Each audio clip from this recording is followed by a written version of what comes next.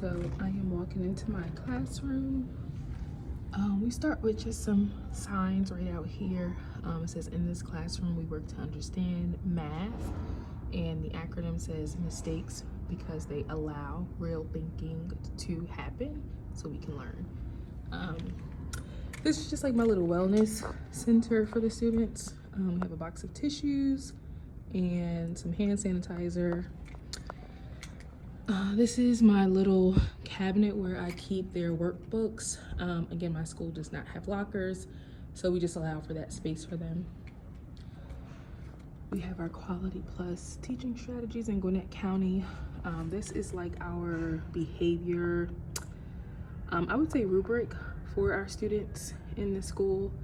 This is how we expect them to behave in the classroom, the lunch, the hallway, the restroom, and technology while they are inside of school and outside, still representing themselves and their families.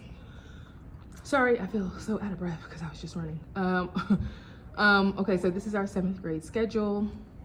I have the LED light for the room. I teach 7th grade, so they think it's really cool.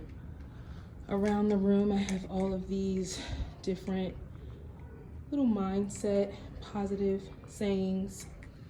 On the board, we have our date and learning target for the day. Again, this is an AI cluster in my school, so it's kind of dirty because I've been using it for a while and it's just been everywhere. But we normally try to incorporate one of these wheels into all of our lessons. This is my projector screen, which is up there. I have the students in fours, in groups. I do have some students who work better individually, and so that's why I have a desk over there. And then I also have a chair over there for students who prefer to do that.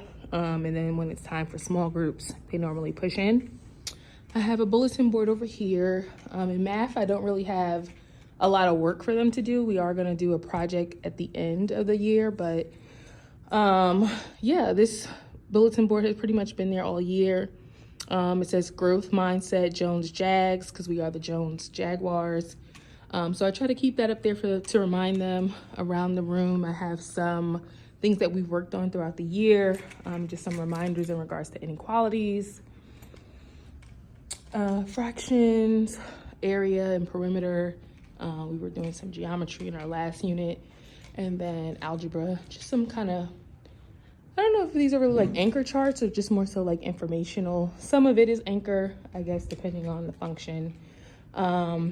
Just as math makes us sharp. So this is just another bulletin board. This is my small group area. I normally have students bring their chairs over because they have broken all of my stools that I bought for them. So I'll buy some more for next year. We have some boards down there that they can use. These are our notes that we'll be using for today. Normally where students know to hand in work, calculators, pencils, any extra pencils that I may have. And then I normally have my fast formative that I use to pull small groups so that I can differentiate some instruction. That's the one that we'll be using for today. This is my little corner of the room, which I normally allow the students to come into. They normally have to ask before they can come in. But this is the file cabinet where I allow them to keep their books and different things, because again, we do not have lockers, so that helps them. They normally ask to look in the mirror, different things. I just kind of have some photos of my family up here just so they know that I'm a real person as well. My niece and nephews, and just my area. Around the room, we also have some numbered small group sections. If I do pull small groups, or when I do pull small groups, I normally can say, okay, you 4 go to board 2 or 3, 4, whatever, and we'll work out a problem. We have the emergency procedures over here. I think that is it in the room for right now. All right, and I will add, I guess, anything else that I would love in this room to kind of help better instruct my students.